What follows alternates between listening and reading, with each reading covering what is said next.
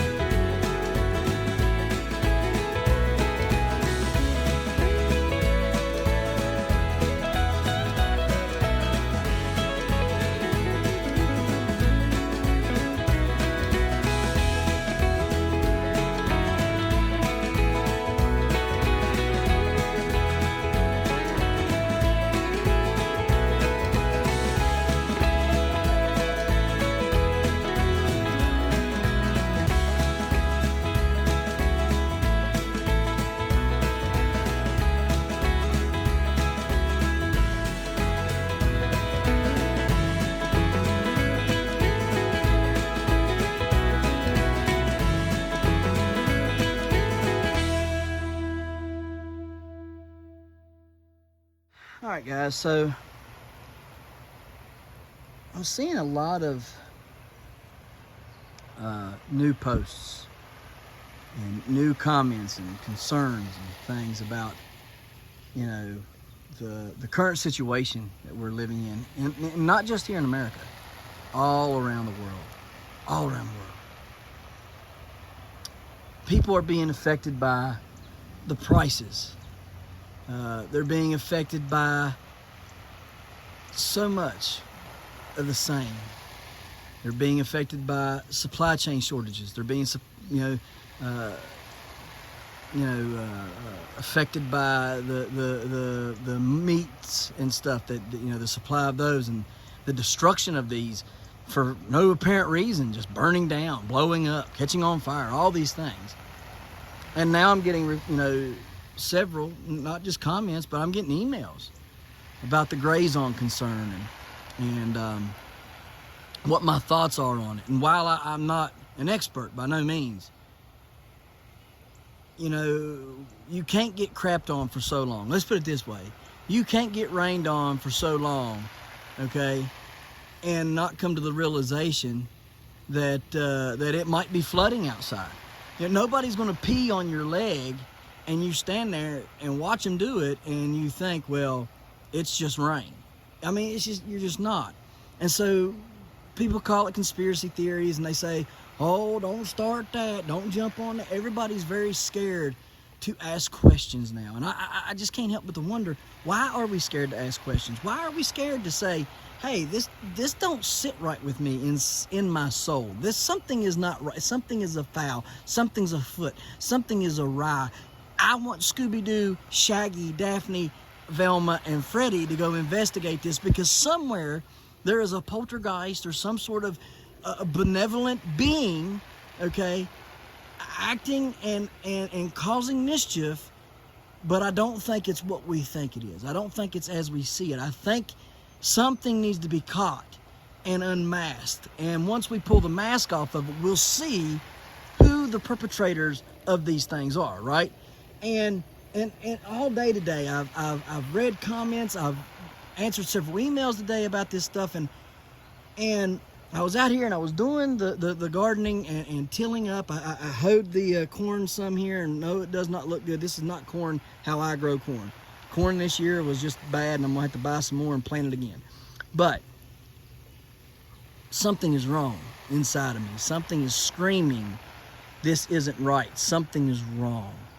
Not this many people from all around the world, all walks of life, have ever contacted me. I'm a small channel, but I've got one video out on Grazon, and that one video has several views, and lots of people have commented. Lots of people wrote me. And so it got me to thinking, what is the bigger picture here? Who is the masked villain that needs caught and unmasked and veiled to the world to see? Or is there one? Or is this just coincidence, course of chance, whatever? The probability of these things happening. I don't know if you've looked it up. Look up the probability of all these things that have happened in the past 2-3 months happening. Look it up. All at one time. The probability is so minute, so small, that it's really not even fathomable. And then you get to the point of the Grazon, where now it seems like everybody is reporting Grazon poisoning in their soil. When growing your own food is at its all-time high and its all-time necessity now, we're having Grazon poisoning like we've never had before. And so one has to wonder, what is the problem? What are people just not connected to the soil anymore that they're selling? Are they not connected to the people they're purchasing their manure from? What is the problem? Where is the disconnect at, right? And so when you look at all these things, you see there shouldn't be a disconnect. There should be still the same fundamental principles that have existed throughout time, selling bagged soil, selling compost, selling manures, right? And yet, farmers are spraying Grazon religiously, poisoning their fields for hay, so that the broadleaf doesn't creep in and kill their precious horse hay, right? Because and I'm not knocking you guys, don't think I am, but horse people, I think you could afford to feed your horses stuff that cattle can graze on. I'm sorry, not sorry, but if it's taking somebody having to spray poison on your animal's food in order for it to be high quality for you to feed it to your animals, there's a problem. There's a real problem.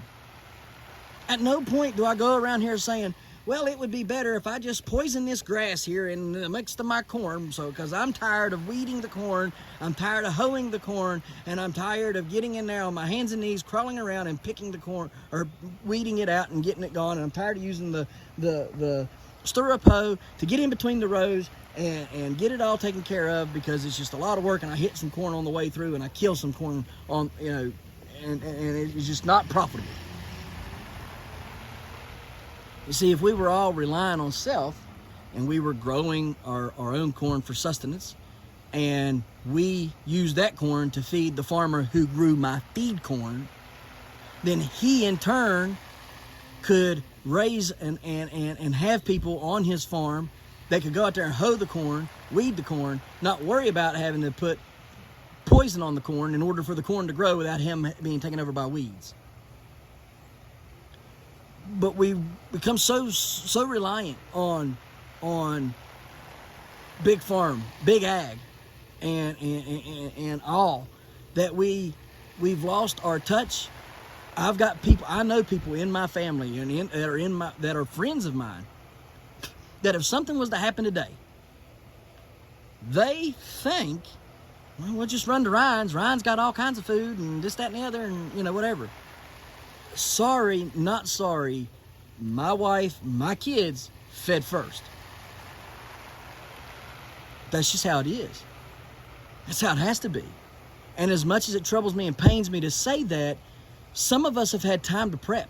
Some of us have had time, and we've known about these things, and we've not acted. Some of us have had time to save food up in the food pantries from buying food, right, and storing it up. Some of us have had time to grow gardens and store it up. But some of us would rather go to vacations, to beaches and amusement parks and all these other extravagant and wild things than we would spend an hour a day in the garden to feed our family, than we would to spend the extra, 100 or two here and there on food to store it up. We would rather have a good time. But then when hard times come, everybody's going to be like, I don't know what we're going to do. And then comes the stealing and the killing and the riot and all the... You understand where I'm going with this?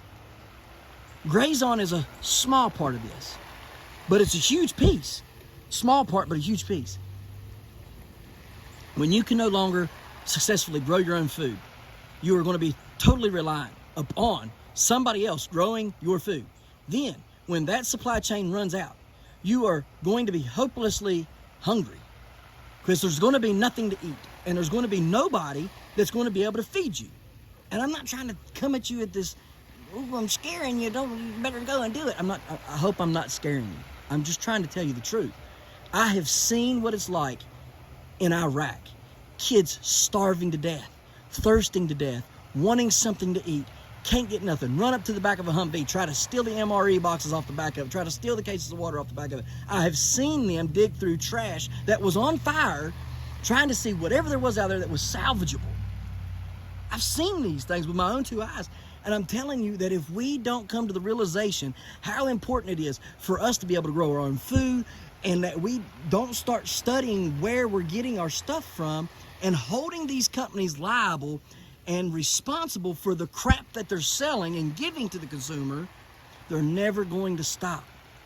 And if they never stop, that's when they're going to have their clutches in on us, and it's going to be too late. Some people will say right now, well, it is too late. They've already got it. It's already done. You're done for. You're screwed, basically. I don't think so. I don't think we're quite there yet, but I think we're well on our way. If we don't recognize the problem, and we got to quit calling these things conspiracy theories. We got to quit calling these things, and we got to quit calling the people that call these things out conspiracy theorists. Because at this point, all these conspiracy theories keep coming true. So, I mean, now I'm not on the bandwagon of like the Q stuff and all that, so let's not twerk it too bad, right? But I am on the bandwagon with there is something afoot and something wrong, something definitely wrong that we should be taking a look at and trying to figure out what is the cause, what is the problem, and can we fix it? Is it too late to fix? Is there time to fix it? What can we do about it? How can we do it? And I think that if we don't do something now, if we don't stand up, if we don't say, hey, quit putting Grazon on the stuff and then feeding it to horses and then or cows or whatever, and then using that to make compost out of, or using that to sell as manure. If you don't quit using it, we're going to quit buying. I would encourage you guys to just quit buying. Let it sit on the shelves. If they can't do no better than that, if they can't do no better quality control than that, you think that it would hurt them to test every batch and every bag that they... If they would just test the batch, they wouldn't have to test the bag, right? Before they even bag it, they could test the batch, grow stuff in the batch for just a few days. See if it's aminopurely compromised or if it's okay. And if it's okay, bag it up, ship it up, sell it. If it's not okay, get rid of it, dispose it, and then go after the person that sold you the bad stuff. That's what the company should be doing instead of passing it on to the consumer. But here's what I encourage you to do. I encourage you to do these things. Stop buying from the big box stores. Stop buying the stuff from them. And just go on ahead and stop. You say, well, where am I going to get it from? There are local people, I guarantee you, that have good, valuable resources of compost and manure that you can buy without worry of Grazon. And now that you're aware of Grazon, you can go and say, hey, I want to know what's the chances and likelihood of this being affected by Grazon. Can you give me a sample of this? Can you give me a 5-gallon bucket of it so I can grow something in it for a few days? And if it grows good and it's not contaminated, it's not bad, then yes, I will buy a truckload off of you or whatever, right? And then do so, okay? But ask them to. If I'm selling compost and you want a 5-gallon bucket to see if it's doing right and you're going to buy it off of me, I'm giving you a 5-gallon bucket. At least giving you a gallon. If I can't give a 5, I'm giving you at least 1-gallon bucket so you can go try it out and see if it does anything. Or I'm going to have something growing in the same soil so you can so you can see this is the soil I grow in, and this right here is what I use, and this is what I'm selling to you. There's people in your community that will do that for you. There's people in your community that are doing that. You just have to go and get it instead of going to the big box store to save $1 or $2 a bag. Because at this point, when you save $1 or $2 a bag, you put it into your soil, it kills all the seeds that you started, or it kills all the plants that you bought. Did you really save that $1 or $2? Because then that stuff's in your soil. You either have to dig it up and get rid of it, or you got to wait for a few years to get it out. Or you got to wash and wash and wash it until it's leached out completely. So did you really save the $1 or $2 a bag? No, you didn't save anything. You spent more money. You wasted it. So that's just the thing I'm trying to get through to you guys. I'm not trying to scare you, but guys, we need to figure this out. We need to figure it out quick because time's running out, man. Time is definitely running out. Time is not our friend. And we got to figure this out. The home gardener has got to figure this out. The home gardener has got to kind of pull back on the reins and say, okay, what's going on here? My tomatoes and my cucumbers and stuff, the things I rely on, they're dying, and I can't control it. So what's the problem? And then once we figure out the problem, we need to root out the cause of the problem, and we need to point it out, and we need to say, hey, this is the problem, here's the culprits, and this stuff is wrong, and we need to say it's wrong. And that's how we stop this crap. This is how we stand together and fight as one whole community, the growing community, the gardening community, and say, hey, we want better. We expect better, we want better, now do better. If you can't do better, then we'll just leave your stuff on the shelves because we don't need it. All right? So I know that's kind of a rant. I don't like to rant on this channel. It's not my cup of tea. I just felt like somebody needed to hear this. Somebody needs to wake up and understand that we're not meant to live life how we're living it. We're not meant to live life out of the stores, guys. We're meant to, buy sugar or, flour, things like that. But we're meant to grow and make the majority of the stuff at our house. That's what we were created to do, right? We were created to raise our families like this. We've lost that. We lost it. That's one of the reasons why I started this channel, was to get people back to the roots of things, to show people you can have a family, you can homeschool the family, you can raise the family on the little homestead. You don't have to have a lot. This is 1 acre. You don't have to have a lot. A little will go a long way. You just got to be smart in how you do it, and be willing to do it, and get out there and work your butt off to do it. And so I hope this didn't turn anybody off. If it did, I'm sorry, but it's the truth. And I'm hoping that tomorrow will be a much better day, much more successful day. All I did today was talk to some people about my plants and what I should do and stuff. So we're going to pull not soil test, but we're going to pull a tissue test off of them and kind of see what's going on with them and try to get the plants back up to normal and healthy, and hopefully that they start doing better. But guys, you all need to really look into some things and try to check stuff out for yourself and really say, what's going on here. All right, well, guys, we're going to get off of here. We appreciate you watching, and we'll see you tomorrow right here in the hollers and hills of West Virginia. Don't forget to smash that like button, that notification bell.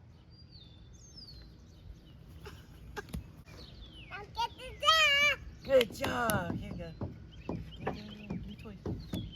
Thank you. Don't forget to share. Yep. There you go. Good job. And subscribe.